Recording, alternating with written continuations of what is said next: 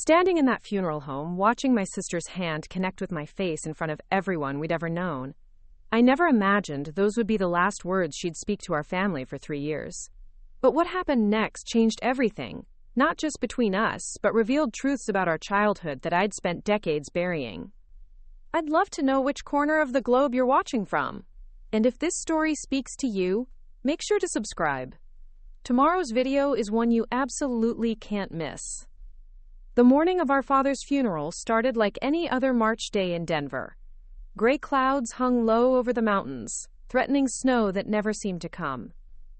I adjusted my black tie for the 10th time, staring at myself in the bathroom mirror of the hotel room I'd booked specifically to avoid staying at the family house. My fiancé Marcus was still asleep, his broad shoulders rising and falling peacefully under the white sheets. At 6'3" with his military buzz cut, he looked imposing even in sleep, but I knew the gentle heart that beat beneath all that muscle. We'd been together for 2 years, engaged for 6 months, and he'd never met my family. Not because I was ashamed of him, Marcus was everything any parent would want for their daughter. Former Army colonel, now working as a defense contractor, with a smile that could light up a room and a laugh that made me feel safe. No, I'd kept him away, because explaining my family required excavating wounds I'd spent years learning to ignore.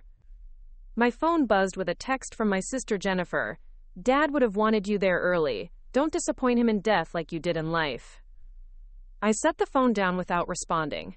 Jennifer had perfected the art of the guilt trip long before we'd hit double digits. At 35, 3 years older than me, she'd appointed herself the keeper of family tradition, the guardian of Dad's legacy, and my personal judge and jury for every decision I'd made since leaving home at 18. Marcus stirred, opening those warm brown eyes that had convinced me to say yes when he proposed on a hiking trail in Rocky Mountain National Park. "Morning, beautiful. How are you holding up?" "I'm fine," I lied, the same way I'd been lying to him about my family for months. He knew the basics, that my father had died of a heart attack, that I had complicated relationships with my relatives, that I'd grown up in Colorado Springs before moving to Denver for college and never looking back. What he didn't know was why.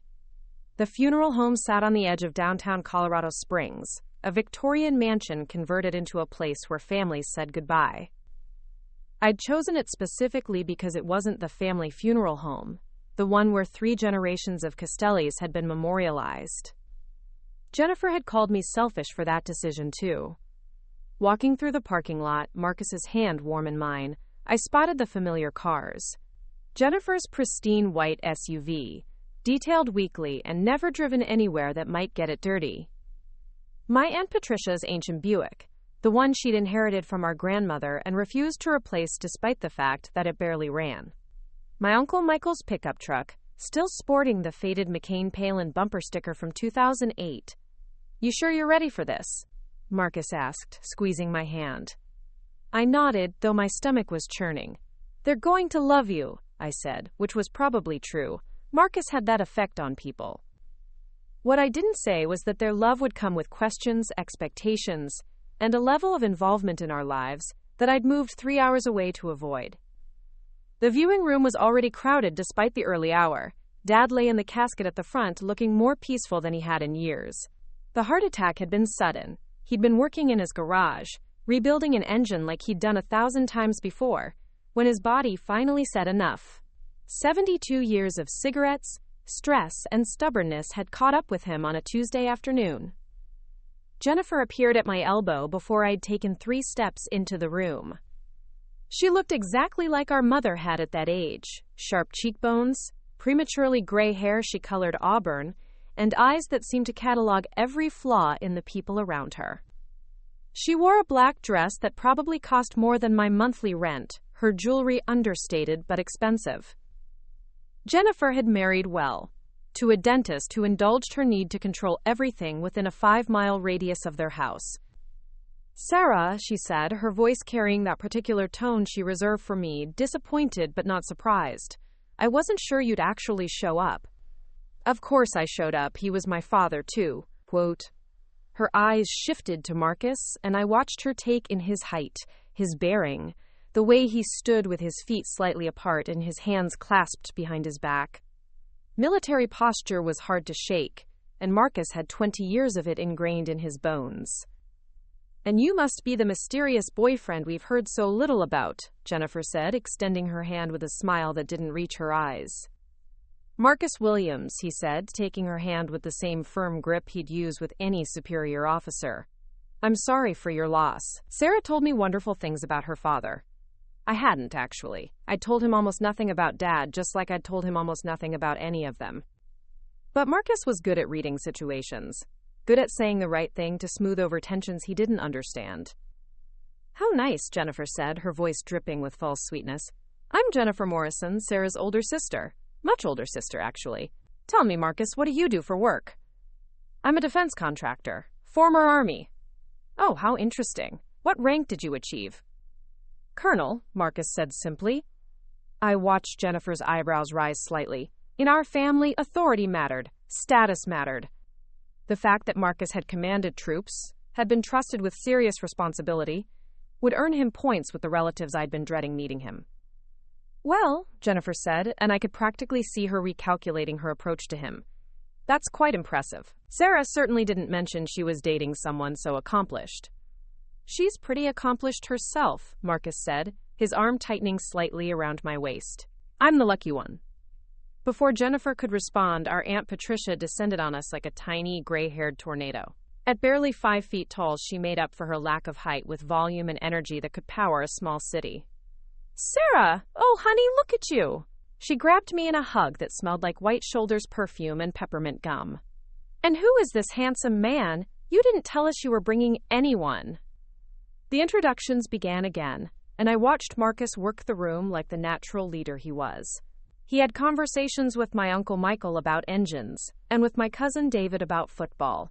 He complimented the flowers, asked thoughtful questions about Dad's military service during Vietnam, and somehow made everyone feel like they were the most important person in the room.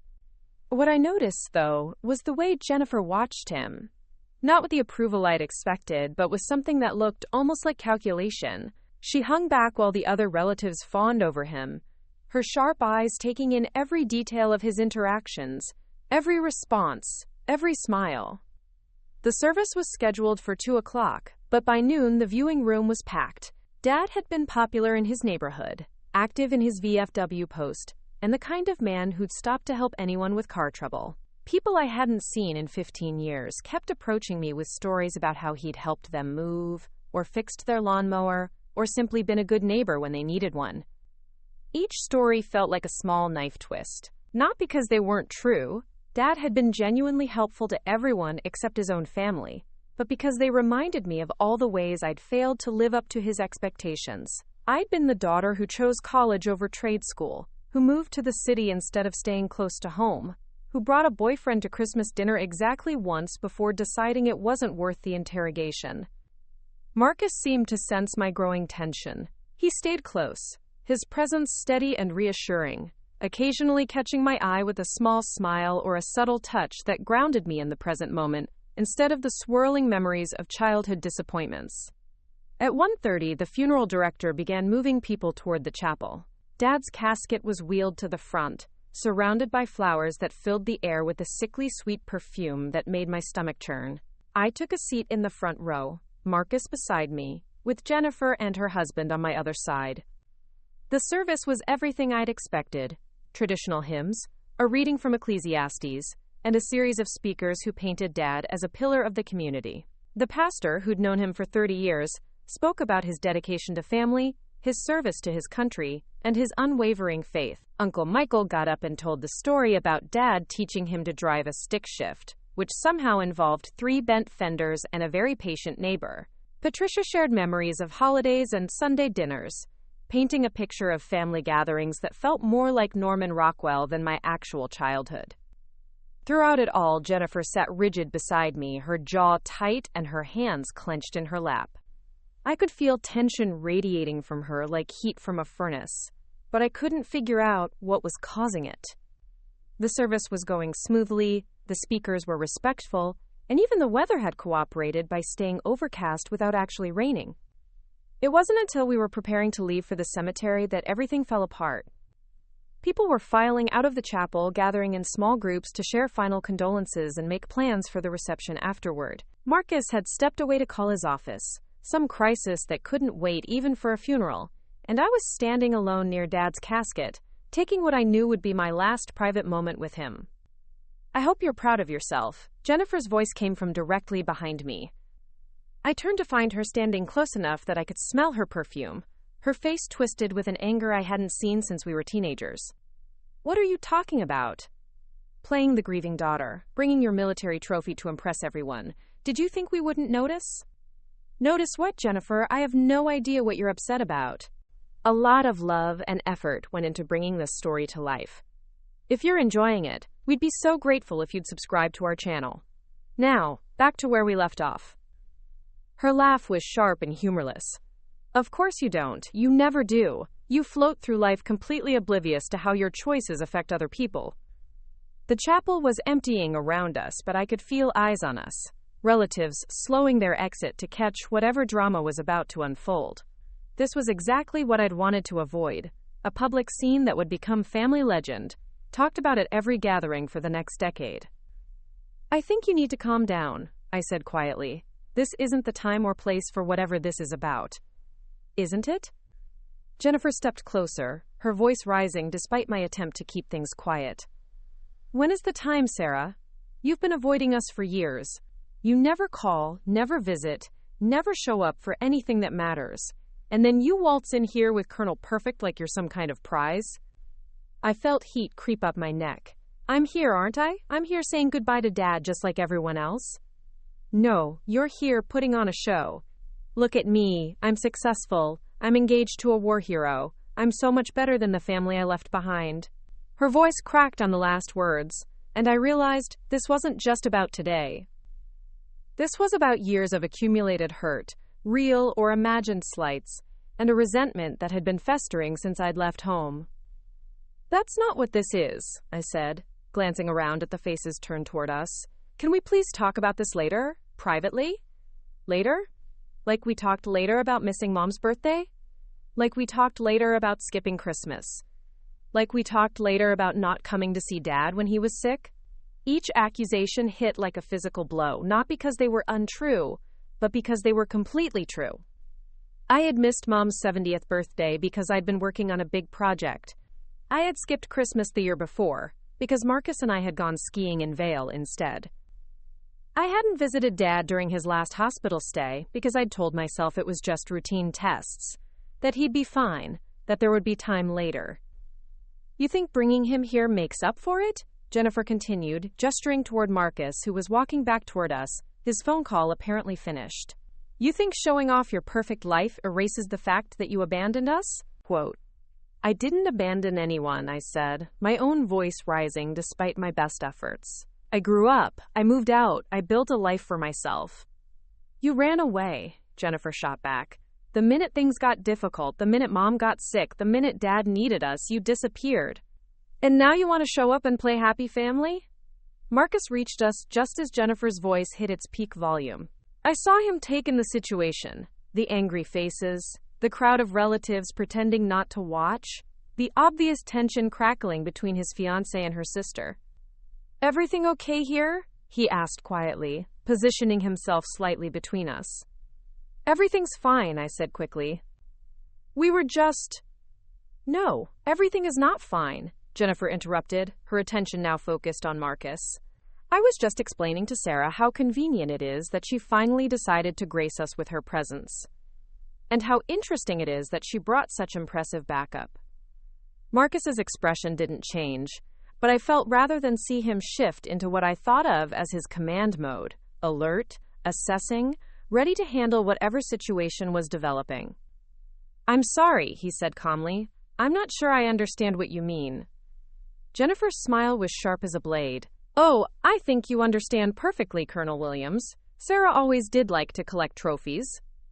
The words hung in the air like smoke from a fired gun. Sarah always did like to collect trophies. I felt the blood drain from my face as the implications sank in. Jennifer wasn't just angry about my absence from family events. She was suggesting that Marcus was some kind of accessory I'd brought to show off. "Excuse me?" Marcus's voice dropped an octave, taking on the tone I'd heard him use exactly once before, when a contractor had tried to shortchange his crew's pay. It was quiet, controlled, and absolutely lethal. Jennifer either didn't recognize the warning or chose to ignore it. "Oh, come on, Colonel. You seem like an intelligent man. Surely you've noticed that Sarah has a pattern of upgrading when it suits her needs." The chapel had gone completely silent. Even the funeral director, who'd been discreetly trying to move people along, had stopped pretending not to listen. My Aunt Patricia stood frozen by the door, her mouth slightly open. Uncle Michael had his hand on his wife's arm, like he was ready to physically remove her from whatever was about to happen. "Jennifer, stop," I said, my voice barely above a whisper. "Please just stop." But she was past stopping. Years of resentment had found their target, and she was going to empty every barrel she had. "Did she tell you about Derek?" Jennifer asked Marcus, her voice syrupy sweet with false concern. "Her college boyfriend? Dated him for 3 years until she met someone with better prospects. Or what about Ryan, the one she was engaged to before you? Funny how that ended right around the time his startup failed." Each name felt like a slap. Derek had been my first serious relationship, and yes, we'd broken up during senior year, but not because I was social climbing. We'd grown apart, wanted different things, had the same fights that break up thousands of college couples every year. And Ryan? God, bringing up Ryan was a low blow even for Jennifer. "That's enough," I said louder this time. "You have no idea what you're talking about."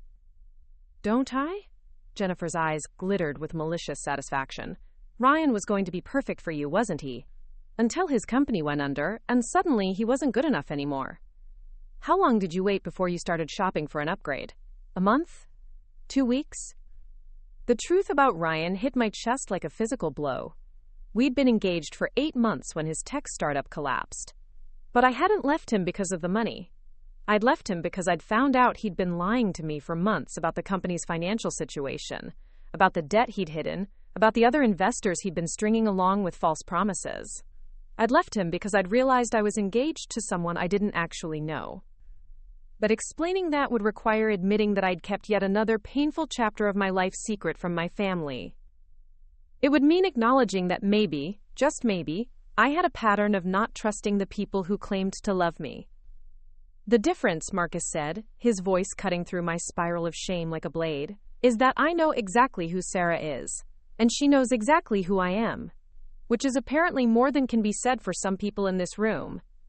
Jennifer's head snapped toward him, her eyes narrowing. "Oh, how noble!" The White Knight defended his damsel. "But tell me, Colonel, what happens when the shine wears off? When Sarah gets bored with playing military wife? When will someone better come along?" "Jennifer Morrison." Marcus stepped forward, and I realized that despite being a full foot shorter than him, my sister didn't back down. If anything, she lifted her chin defiantly. "I've been patient out of respect for your grief and your family, but you're going to stop talking about my fiancé like that. Right now." "Or what?" Jennifer laughed, a sound like breaking glass. "You'll what, exactly?" "We're at a funeral, surrounded by witnesses. What are you going to do, Colonel? Show everyone what kind of man Sarah really chose?" That's when I saw it. The moment Marcus made his decision. His posture shifted slightly, his weight settling onto the balls of his feet. Not aggressive, not threatening, just ready. Ready for whatever Jennifer was about to do next. "I'm going to do exactly nothing," he said calmly, "because unlike some people, I know when to walk away from a fight that isn't worth having." He turned toward me, extending his hand. "Sarah, we should go. The cemetery service starts in 20 minutes. I reached for his hand gratefully, desperate to escape the toxic cloud of Jennifer's anger and the staring faces of relatives who would be dissecting this scene for years to come. But as I took a step toward Marcus, Jennifer's voice stopped me cold. "That's right, Sarah. Run away again, just like you did when Mom was dying." The words hit me like a physical blow. Mom hadn't been dying. She'd had pneumonia, spent a week in the hospital, and recovered completely. But Jennifer's accusation carried the weight of every time I'd chosen distance over difficulty, every time I'd found an excuse not to come home when things got messy. "That's not fair," I whispered. "Isn't it? When exactly was the last time you visited? When was the last time you called just to check in? Not because someone was sick or dead. When was the last time you acted like you were actually part of this family, instead of just someone who shares our last name? The worst part was that she was right. I had pulled away, gradually but completely. Every family gathering I'd skipped, every phone call I'd kept short, every excuse I'd made to avoid going home, it had all added up to this moment, standing in a funeral home being accused of abandoning the people who'd raised me. I tried, I said, my voice cracking. I tried to be what everyone wanted, but it was never enough. Nothing I did was ever enough for any of you. So you stopped trying, Jennifer shot back. You decided it was easier to pretend we didn't exist than to deal with being disappointed in us. Or having us be disappointed in you. Quote, "You want to know why I stopped coming home?" The words burst out of me before I could stop them. You want to know why I stopped calling? Because every single conversation turned into this. Every visit became a referendum on my life choices. Every phone call was an opportunity for someone to tell me what I was doing wrong, who I should be dating, what job I should have, where I should live. We cared about you, Jennifer said, but her voice had lost some of its venom. No, you wanted to control me, all of you. You wanted me to be the same person I was at 18 for the rest of my life. You wanted me to stay in Colorado Springs, marry someone you approved of, have babies you could spoil, and never grow or change or become anything you didn't understand. The chapel was completely silent now. Even the funeral director had given up all pretense of directing anything and was standing by the wall, probably wondering if he should call security.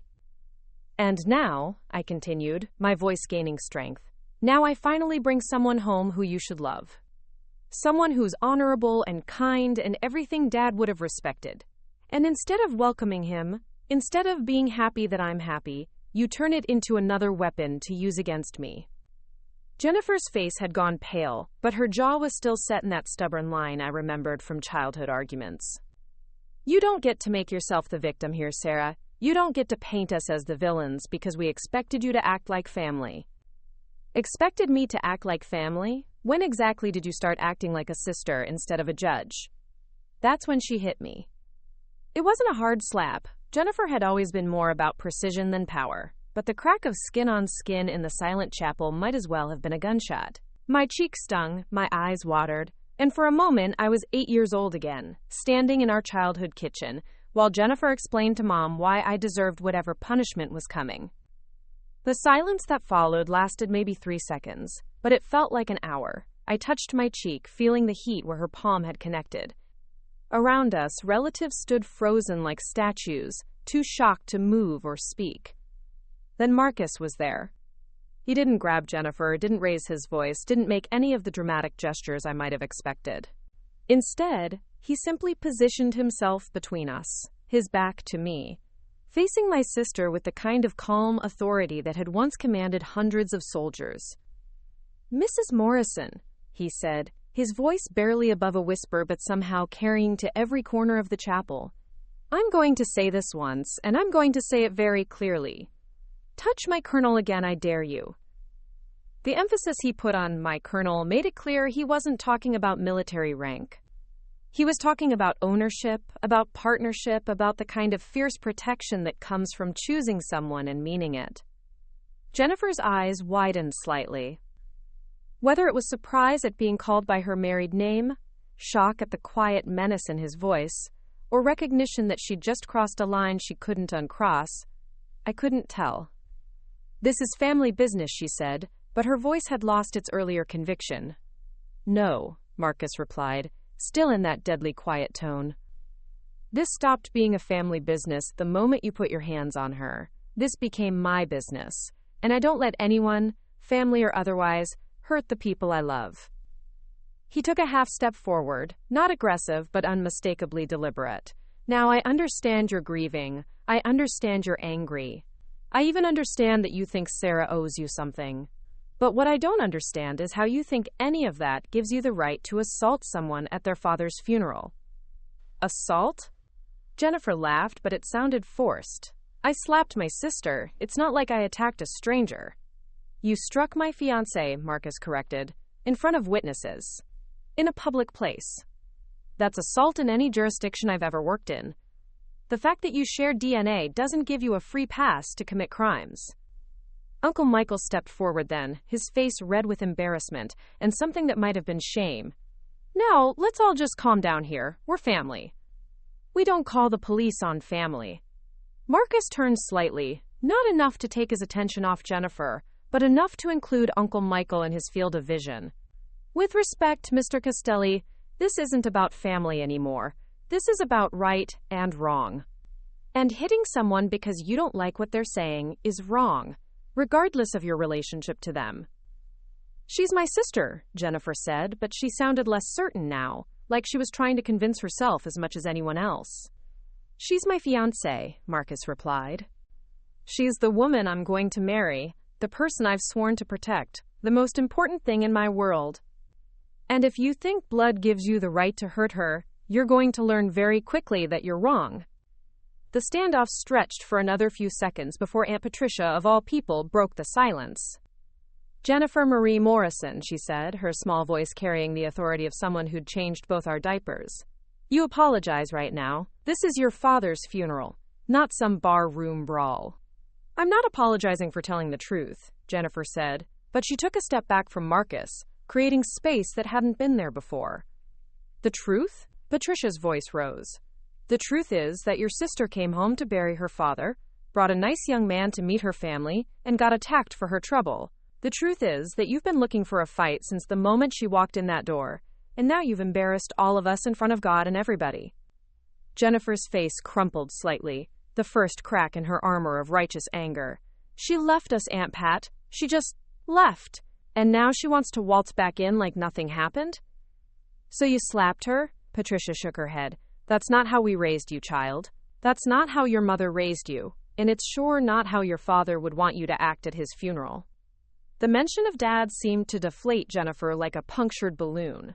Her shoulders sagged, and for the first time since I'd arrived, she looked less like an avenging angel, and more like a woman who'd just lost her father and lashed out at the only target available. But the damage was done. The chapel full of relatives had witnessed the Morrison family meltdown, complete with accusations, revelations, and physical violence. This would be the story they told for decades. Not about Dad's life or his legacy, but about the day his daughters came to blows at his funeral. Marcus turned back to me, his expression softening as he took in my probably shell-shocked face. Are you okay? I nodded, though I wasn't sure it was entirely true. My cheeks still stung, my heart was racing, and I felt like I might throw up. But I was standing, I was breathing, and Marcus was there beside me like an immovable force. We should go, I said quietly. The cemetery service can happen without us if necessary, Marcus finished. But if you want to stay, if you want to see this through, then we stay. Whatever you need. I looked around the chapel at the faces of my relatives, some sympathetic, some shocked, some clearly calculating how quickly they could get to their phones to spread the news. Then I looked at Jennifer, who was staring at the floor like she was trying to disappear into it. I want to bury my father, I said finally. But after that, we're done here. Marcus nodded once, sharp and decisive. Then that's what we'll do. The drive to Evergreen Cemetery passed in strained silence.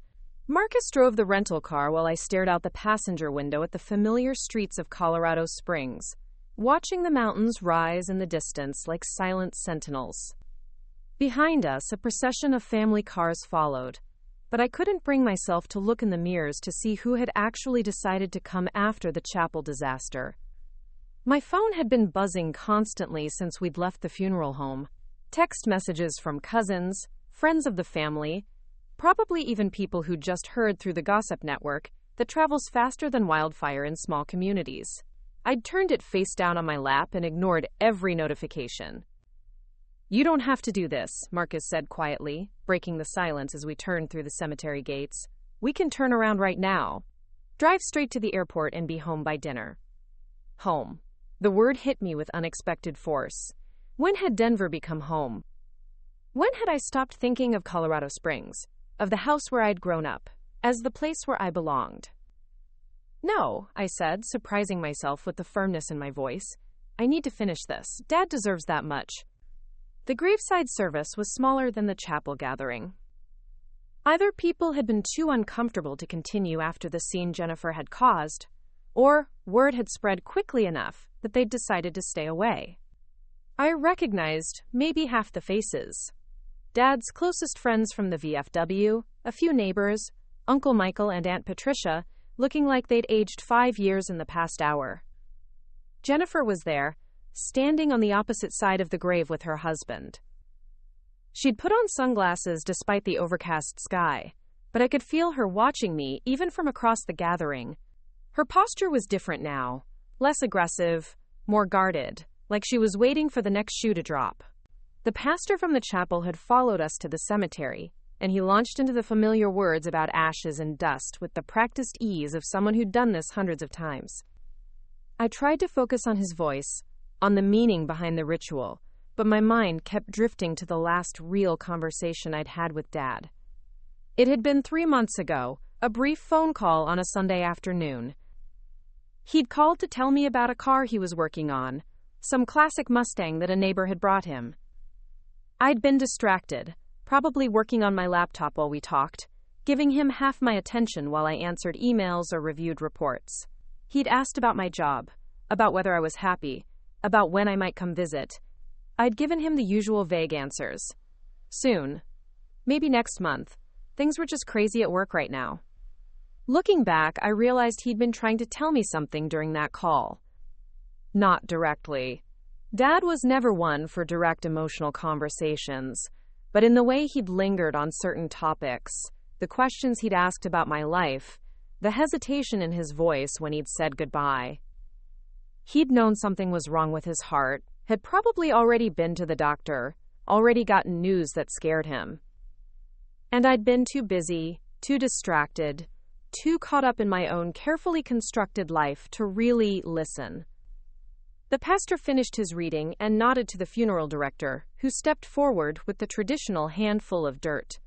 "Family first," he announced, gesturing toward our side of the grave. I stepped forward with Marcus beside me, taking the cool earth in my palm. It smelled like rain and growing things, like the garden Dad had tended behind our house for 30 years. I let the dirt fall through my fingers onto the polished wood of his casket, listening to the hollow sound it made.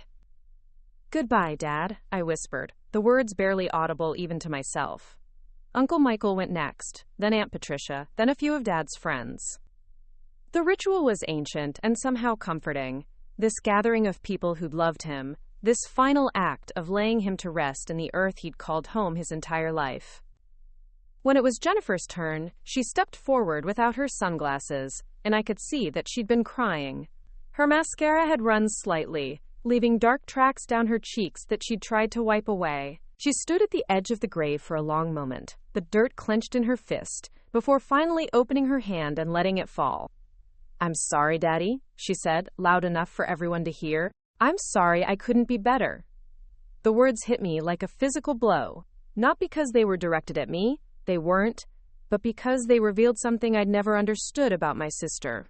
All these years I'd thought Jennifer's anger toward me came from superiority, from her belief that she was the good daughter while I was the disappointment.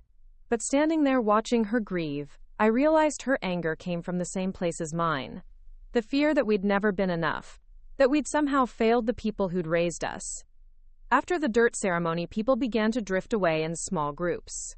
There would be a reception at the VFW hall, the funeral director announced, but it felt more like a suggestion than an expectation. The real goodbye had happened here, in this windswept cemetery with the mountains watching over us. Marcus squeezed my hand. "Ready?" I nodded, but as we turned to leave, Jennifer's voice stopped us. "Sarah, wait!" She was standing alone now. Her husband had gone to bring the car around, looking smaller somehow than she had in the chapel. The fight had gone out of her, leaving behind someone who looked tired and lost. "What do you want, Jennifer?" I asked, not unkindly but not warmly either. She glanced at Marcus, then back at me. "I want to talk, just for a minute, please." Marcus looked at me, waiting for my signal. I nodded slightly, and he squeezed my hand before stepping away, giving us space, but staying close enough to intervene if necessary. "I owe you an apology," Jennifer said, the words coming out in a rush like she was afraid she'd lose her nerve. What I did back there, what I said, it was wrong. All of it. Yes, it was. She flinched at my bluntness but didn't argue. I've been angry for so long I forgot how to be anything else. Angry at you for leaving, angry at Mom and Dad for letting you go, angry at myself for caring so much. I felt some of the tension in my chest loosen slightly. Why didn't you ever just tell me that? Instead of all the guilt trips and passive-aggressive comments? Because I was scared, she admitted, her voice barely above a whisper. Scared that if I told you how much it hurt when you left, you'd have one more reason to stay away. So I tried to make you feel guilty instead, tried to force you to come back by making you feel bad about leaving. The honesty in her words caught me off guard. This was the sister I remembered from childhood, before we'd learned to hurt each other with surgical precision. And Ryan? I asked. Why did you bring up Ryan? Jennifer's face crumpled slightly. Because I knew it would hurt you. Because I wanted you to feel as awful as I've felt for the past 10 years. Watching you build this perfect life while pretending we didn't exist. My life isn't perfect, Jennifer, and I never pretended you didn't exist. I needed space. I needed to figure out who I was without everyone telling me who I should be. I know that now, she said. Watching you with him, she nodded toward Marcus. I can see it. The way he looks at you, the way he stood up for you. You found someone who loves you for who you are, not who he wants you to be. I glanced over at Marcus, who was pretending to study a headstone while obviously keeping one ear on our conversation. He's a good man. He's more than good. He's what Dad would have wanted for you. Someone who protects you instead of trying to change you. Jennifer paused, then added quietly, I'm sorry I couldn't see that before. I'm sorry I made today about my hurt instead of about saying goodbye to Dad. The apology hung between us like a bridge neither of us was sure we were ready to cross. Part of me wanted to accept it immediately, to fall back into the easy forgiveness that had marked our childhood relationship. But another part of me, the part that had learned to protect itself over years of distance, wasn't ready to trust that this wasn't just another manipulation. I need time, I said finally. I need to think about all of this, about us, about what comes next. Jennifer nodded, tears starting to flow again. I understand. I hope someday you can forgive me. Not just for today, but for all of it. For making you feel like you had to choose between being yourself and being part of this family. I hope so too, I said, and meant it. She started to turn away, then stopped. Sarah, for what it's worth, I think you chose well. With him, I mean. Don't let my mess today make you doubt that. Before I could respond, she was walking away, her shoulders shaking with quiet sobs. I watched her go, feeling a complex mix of emotions I couldn't quite untangle. Grief for Dad, relief that the confrontation was over, hope that maybe Jennifer and I could find our way back to something resembling a relationship. Marcus appeared at my side, wrapping his arm around my waist. How are you doing? I honestly don't know, I said, leaning into his solid warmth. Confused, sad, grateful you were here. Always, he said simply. That's what partners do. They show up. We stood there for a few minutes, watching the cemetery workers begin the process of filling in Dad's grave. The finality of it hit me harder than I'd expected. This was really goodbye, the end of a relationship that had been complicated, but undeniably important. Marcus? I said as we finally turned to leave. Thank you for what you said back there, for standing up for me. No one's ever done that before. He stopped walking and turned to face me, his hands gentle on my shoulders. Sarah, I need you to understand something. What happened today, what your sister said and did, that's not normal. Families aren't supposed to make you feel like you have to choose between being yourself and being loved. I know that now, I said, but it took a long time to figure it out. And I need you to know that you'll never have to make that choice with me. I fell in love with exactly who you are. The woman who's strong enough to build her own life, brave enough to leave when she needs to, and loyal enough to come back when it matters. I don't want to change a single thing about you. The words broke something open in my chest, some wall I'd been building for years without even realizing it.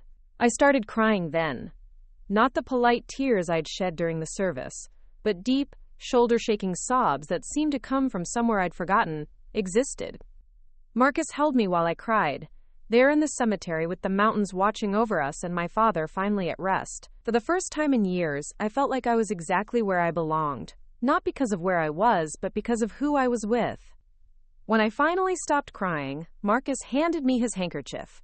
Of course he carried a handkerchief, and waited while I tried to repair my makeup. "Ready to go home?" he asked. Home. There was that word again, but this time I knew exactly what it meant. Home wasn't a place. It was this man who'd driven 3 hours to meet my family, who'd stood between me and someone trying to hurt me, who'd seen me at my absolute worst and somehow loved me more for it.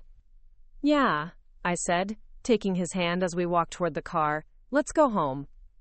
6 months later, I was standing in my Denver apartment kitchen, making coffee and scrolling through wedding venue websites on my tablet, when my phone rang. The number was local, Colorado Springs, but not one I recognized. "Sarah, it's me." Jennifer's voice sounded different somehow, smaller, more uncertain than I remembered. We hadn't spoken since the funeral, though she'd sent a card on my birthday with a brief note apologizing again for everything that happened that day. "Hi," I said, setting down my coffee cup. "How are you?" I'm calling because I have something to tell you. Something important." She paused, and I could hear her take a shaky breath. "I'm getting divorced." Of all the things I'd expected her to say, that wasn't one of them. Jennifer and Robert had been married for 12 years, the picture of suburban stability with their matching SUVs and coordinated holiday cards. "I'm sorry," I said, meaning it. "Are you okay?" "I'm better than I've been in years, actually, which is part of why I'm calling." Another pause. "The thing is, going through all this legal stuff, dividing up assets and figuring out custody schedules, it made me realize some things about myself. About us. About why I was so angry at Dad's funeral." I settled into my kitchen chair, recognizing the tone in her voice. This wasn't going to be a quick conversation. "I was jealous," Jennifer continued. "God, it sounds so petty when I say it out loud, but I was jealous that you had the courage to leave when things weren't working for you. That you trusted yourself enough to know what you needed and then actually went after it." "Jennifer." "No, let me finish, please. I've been thinking about this for months and I need to say it." She took another breath. "I stayed in a marriage that stopped making me happy 3 years ago because I was too scared to admit it wasn't working. I kept trying to fix it, to be the perfect wife, to make Robert want the same things I wanted. Sound familiar?" It did sound familiar. It sounded like the dynamic our entire family had operated on for years. Everyone trying to force everyone else into predetermined roles instead of accepting who they actually were. "I spent so much energy being angry at you for leaving that I never stopped to ask myself why I wasn't brave enough to leave when I needed to," Jennifer said. "And when you showed up at the funeral with Marcus, looking happy and confident and like you'd actually figured out how to build the life you wanted, I couldn't handle it." "So you decided to tear me down," I said, not accusingly, just stating a fact. "I decided to try to prove that your way of doing things was wrong, because if it wasn't wrong, then what did that say about the choices I'd made?" Her voice cracked slightly. "But watching Marcus defend you, seeing how he looked at you like you were the most precious thing in his world, I realized that's what love is supposed to look like. Not constant criticism disguised as caring. Not trying to reshape someone into who you think they should be." I felt something tight in my chest begin to loosen. How are the kids handling everything? Better than I expected, honestly. Emma's old enough to understand that sometimes grown-ups make mistakes. And Tyler's just happy that Robert and I aren't fighting in front of him anymore. She laughed, but it sounded more sad than amused. Turns out kids are pretty resilient when the adults in their lives stop pretending everything is fine. We talked for another 20 minutes about practical things. Jennifer's job search, her plans to sell the house, the logistics of co-parenting. Normal sister conversation, the kind we hadn't had in years. When we finally hung up, I realized I felt lighter somehow, like I'd been carrying a weight I hadn't even known was there. Marcus found me later that evening, still sitting at the kitchen table with my laptop open to venue websites, but clearly not focusing on any of them. "Everything okay?" he asked, settling into the chair across from me. "Jennifer called today," I said, and watched his expression shift into alert attention. "She's getting divorced." I filled him in on the conversation, watching his face cycle through surprise, understanding, and something that might have been approval. "How do you feel about all this?" he asked when I finished. "Relieved, I think, and maybe a little sad for her. She spent so many years trying to be perfect that she forgot to figure out what would actually make her happy." Marcus reached across the table and took my hand. "Sound like anyone else you know?" I smiled, recognizing the gentle dig. I was never trying to be perfect. I was trying to be free. Same thing sometimes. Perfect enough that no one could tell you that you were doing it wrong. He wasn't entirely wrong. I had spent years building a life that was bulletproof against criticism, so controlled and successful that no one could question my choices. It had taken meeting Marcus to realize that the right person wouldn't want to question my choices. They'd want to support them. She asked about the wedding, I said, whether we'd set a date yet. And? I told her October 15th at the Broadmoor, small ceremony, just close friends and family. Marcus raised an eyebrow. "Did you invite her?" I told her I'd think about it. I paused, studying his face. "What do you think?" "I think," Marcus said carefully, "that it's your wedding and your family, and whatever you decide is the right choice. But I also think people can change if they really want to, and it sounds like maybe she really wants to." 3 weeks later, Jennifer called again. This time, she had a specific request. "I know this is probably too much to ask," she said, "but I was wondering if maybe I could take you to lunch sometime. When you're in town visiting Mom's grave or whatever, I'd like to try to get to know you again, the real you, not the version I made up in my head." We met at a small cafe in Old Colorado City, neutral territory that held no particular memories for either of us. Jennifer looked different. Her hair was shorter, she wasn't wearing her wedding ring, and there was something more relaxed about her posture, like she wasn't bracing for a fight. "You look good," she said when I slid into the booth across from her. "Happy." "Thanks. You look different. Good different." She laughed, and it sounded genuine this time. Turns out, getting divorced is like losing 50 pounds of stress you didn't know you were carrying. We ordered salads and iced tea, and for the first few minutes made the kind of careful small talk that strangers use to feel each other out. But gradually the conversation became more natural. Jennifer told me about her job at a local nonprofit, about Emma's upcoming high school graduation, about Tyler's obsession with building things out of Legos. I told her about my promotion at work, about Marcus's new consulting contract, about our plans for the wedding. "I have something for you," Jennifer said when we were finishing lunch. She pulled a small wrapped box from her purse and slid it across the table. It was Mom's. I found it when I was cleaning out the house. Inside the box was a pair of pearl earrings I remembered from childhood. Simple, elegant, the kind of thing Mom had worn to church on special occasions. They'd been her mother's before that, and her grandmother's before that. "Jennifer, I can't take these. They should go to Emma." "Emma's 16 and thinks pearls are for old ladies," Jennifer said with a smile. "Besides, Mom always said they'd go to whichever daughter got married first. I had my turn wearing them. Now it's yours." I held the earrings up to the light, watching them gleam softly. "Are you sure?" "I'm sure. And Sarah? I hope someday you'll let me be there when you wear them. I know I don't deserve an invitation to your wedding, but I hope maybe we can work up to that." Looking at my sister across the table, really looking at her, not through the lens of old hurt and accumulated resentment, I saw someone who was trying to rebuild her life with the same courage I'd needed to build mine. Different choices, different timing, but the same fundamental decision to stop accepting what wasn't working and start creating something better. "The wedding is October 15th, I said. 2 o'clock at the Broadmoor. If you want to come, you're welcome." Jennifer's eyes filled with tears. "Really?" "Really. But no drama, no public scenes, and you have to promise to be nice to Marcus's mother. She's bringing her bridge club, and they're all very proper Southern ladies who will judge us based on your behavior." "I promise," Jennifer said, laughing through her tears. "I'll be the perfect sister. Well, I'll try to be a better sister anyway." "That's all any of us can do," I said, reaching across the table to squeeze her hand. "Try to be better than we were yesterday."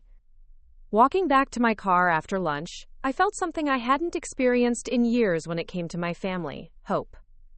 Not the naive hope that everything would magically be perfect, but the mature hope that comes from recognizing that people can change, that relationships can heal, and that sometimes the best gift you can give someone is the chance to try again. I called Marcus from the parking lot to tell him Jennifer would be coming to the wedding. "How do you feel about that?" he asked. "Nervous," I admitted, but also kind of excited. It's been a long time since I had a sister instead of an adversary. Quote, "Well," Marcus said, and I could hear the smile in his voice, "I guess we'll find out what kind of sister she really wants to be." October 15th arrived with the kind of perfect Colorado weather that makes people understand why anyone chooses to live in the mountains. Clear blue skies, aspen trees showing off their golden fall colors, and temperatures warm enough for an outdoor ceremony but cool enough that nobody would be sweating through their formal wear. I stood in the bridal suite at the Broadmoor, wearing my grandmother's pearl earrings and a simple ivory dress that Marcus had never seen, watching my maid of honor fuss with the flowers.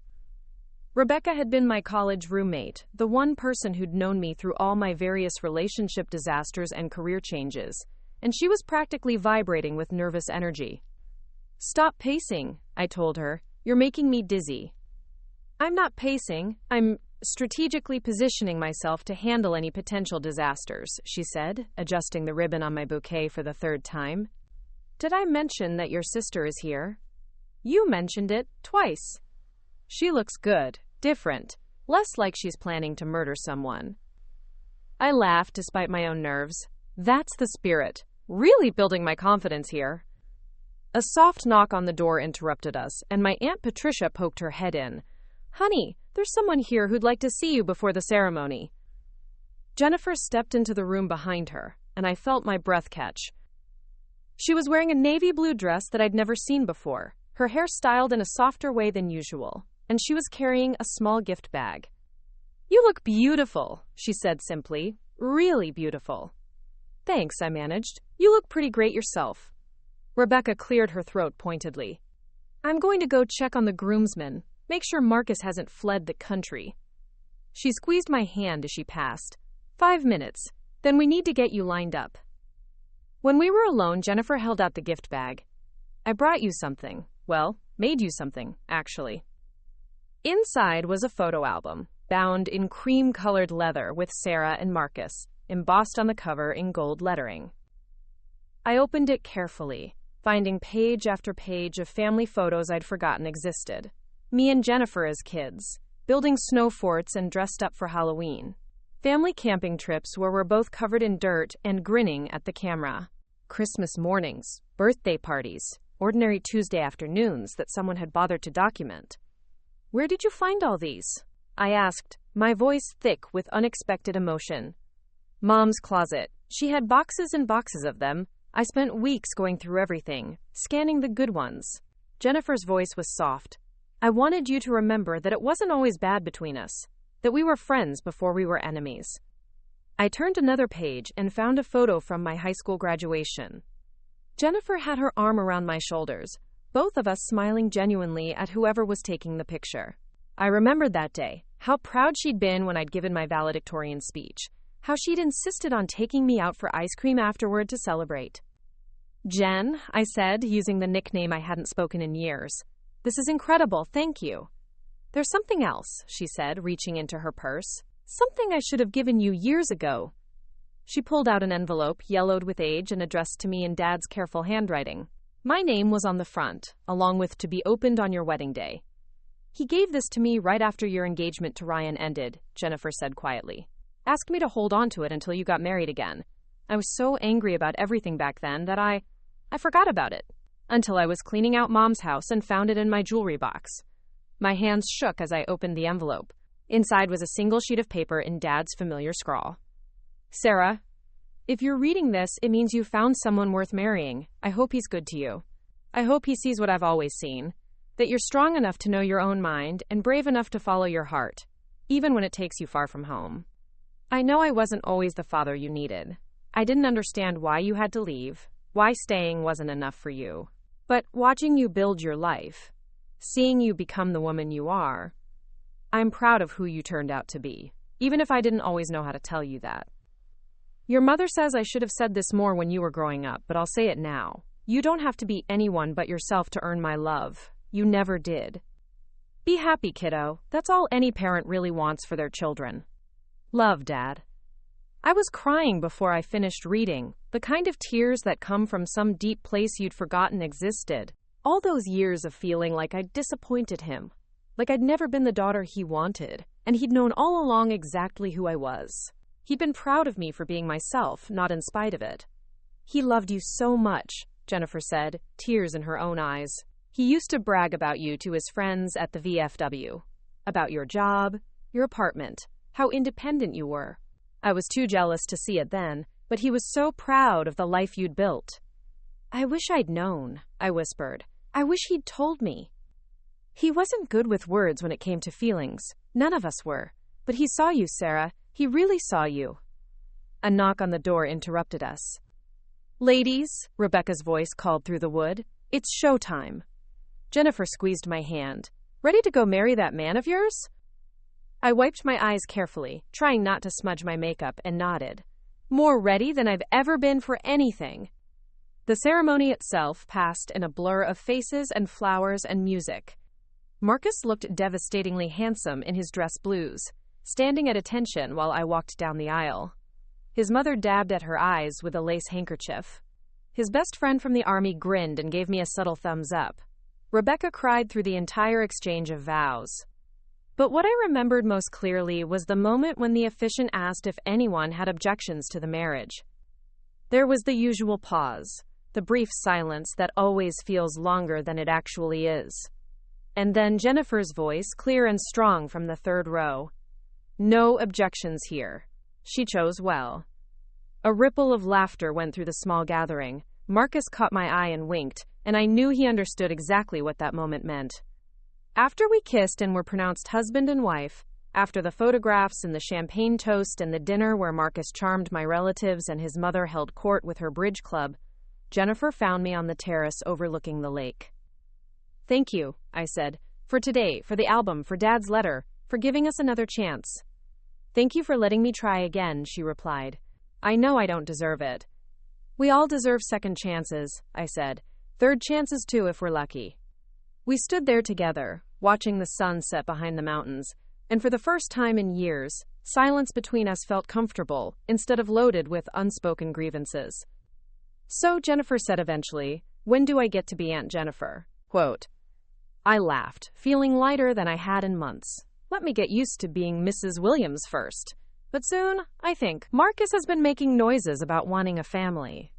He'll be a good father. He's got that protective thing down pat. Yeah, I said, thinking about the man who'd stood between me and harm, who'd defended me without being asked, who'd shown me what it felt like to be truly seen and loved.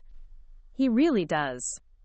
Later that night, in our honeymoon suite with the mountains silver in the moonlight outside our window, Marcus helped me out of my wedding dress while I told him about Dad's letter. He knew, I said, still marveling at the revelation. All along, he knew exactly who I was, and he was proud of me for it. Of course he was proud of you, Marcus said, hanging my dress carefully in the closet. Look what you built. Look who you became. Any father would be proud to call you his daughter. Even when I made mistakes?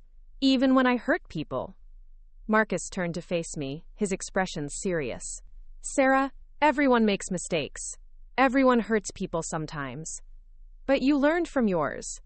You grew. You became someone who takes responsibility for her choices and tries to do better. That's all anyone can ask for. I thought about Jennifer rebuilding her life after admitting she'd made the wrong choices for the wrong reasons.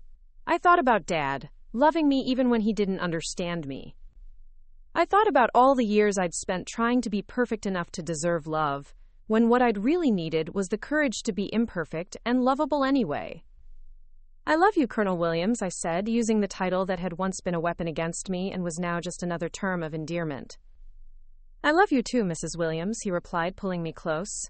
Now and always. Outside our window, the Colorado mountains stood eternal and unchanging, but inside our room, everything was different. Everything was new. Everything was exactly as it was meant to be. Looking for more? We've got 2 amazing stories ready for you right on screen. If this one touched you, these are absolutely worth your time. Click to watch them now. And hey, subscribe and hit that bell to never miss our latest uploads.